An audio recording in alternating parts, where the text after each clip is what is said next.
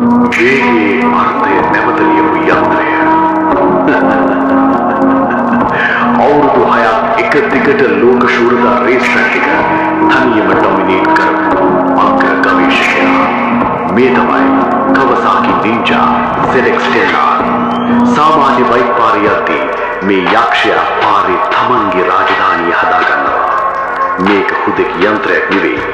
මේක ජයග්‍රහණයේ අභිමානයයි. 2004 අවුරුද්දේ ලෝකෙට ආපු ZX-10R එක මුල ඉඳන්ම නිර්මාණය වුණේ එකම කාරණයකටයි. ඒ තමයි වේගය. කවසාකි සමාගමේ ඒ කිරිල්ල පෑහෙන කොළපාට අභිමානයත් එක්ක ආපු මේ මෘගයා මුළු ලෝකෙම හොල්ලන්න ගත්තේ World Superbike Championship එකත් එක්කයි. Legendary racer Jonathan Rea මේ බයික් එකේ නැගලා අවුරුදු 6ක් එක දිගට ලෝක ශූරයා වුණේ මේ බයික් එකේ තියෙන අසමසම DNA එක මුළු ලෝකෙටම පෙන්වමිනුයි. මේ රාජකීය මෘගයාගේ හදවත මොකක්ද? මේකේ තියෙන්නේ CC 960ක් ඉන්ලයින් 4 එන්ජිමක්. අශ්වබල 200කට වඩා පිට කරන මේ එන්ජිම රෑම්යා තාක්ෂණයත් එක්ක අශ්වබල 210ක් දක්වා වැඩි කරගන්නවා.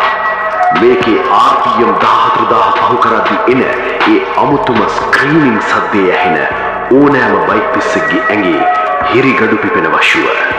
පැයට කිලෝමීටර් 300 සීමාව කියන්නේ මේ යක්ෂයාට නිකම් ඉලක්කයක් විතරයි. අලුත්ම Gen 6 මාදිලියේ තියෙන පෙනුම දැක්කම ඕනෑම කෙනෙක් බය වෙනවා.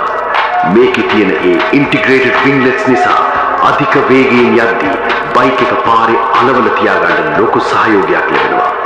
ඒ විතරක් නෙවෙයි, Kawasaki cornering management function, launch control සහ අති නවීන quick shift එකක් එක්ක මේක පාලනය කරන්න පුළුවන් වෙන්නේ නියම වැඩකාරයෙක්ට.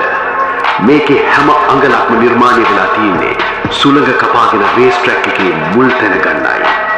ඔයා දන්නවද? යුරෝපයේ මිල අධිකම සුපර් බයික් පවා බය වෙන්නේ මේ ZX-10R එකටයි. මොකද මේකේ තියෙන රිලයබිලිටි එක සහ ඕනෑම වංගක් කෝණ එකක් නියම නිරවද්‍යතාවයකින් කපන්න තියෙන හැකියාව අසමසමයි. රේස් ට්‍රැක් එකදී ලොව ඕනෑම සුපර් බයික් එකක් දනගස්වන්න මේ කොළපාට යක්ෂයාට පුළුවන්. හීනයක් වගේ පෙනුනාට පන තියෙන මෘගයෙක් වගේ පාරේ යන මේ වගේ තවත් බයික් එකක් ආයේ කවදාවත් බිහි වෙන එකක් නෑ. මේක සැබෑ ට්‍රැක් ලෙජන්ඩ් එකක්.